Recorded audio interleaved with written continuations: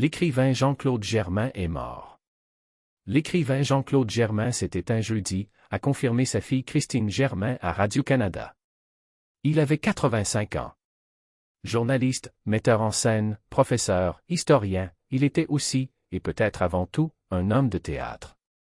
Un homme de langue, un homme de lettres et un patriote, comme l'avait désigné la Société Saint-Jean-Baptiste en 1993. Jean-Claude Germain a 20 ans lorsque Paul Sauvé, nouveau Premier ministre, déclare son historique désormais, marquant ainsi la fin de la grande noirceur au décès de Maurice Duplessis, en 1959. C'est dans cette énergie révolutionnaire et tranquille qu'il entreprend de défendre le français d'ici sur les scènes du Québec. Il veut que le théâtre québécois déclame le français des rues, celle de Montréal, de Québec ou du Saguenay, le français sur lequel les théâtres d'après-guerre levaient le nez.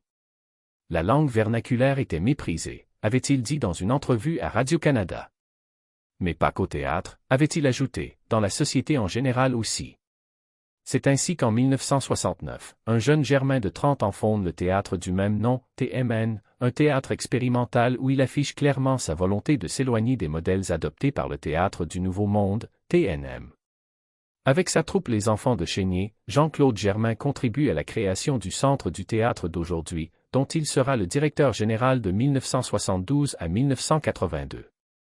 Le théâtre québécois, celui auquel peu de gens croyaient jusque-là, vit sa première explosion. Contre toute attente, Les Enfants de Chénier connaissent un succès considérable, les salles sont pleines, les critiques, dithyrambiques, résument l'historique du Centre du théâtre d'aujourd'hui, CTDA, sur la décennie de Jean-Claude Germain.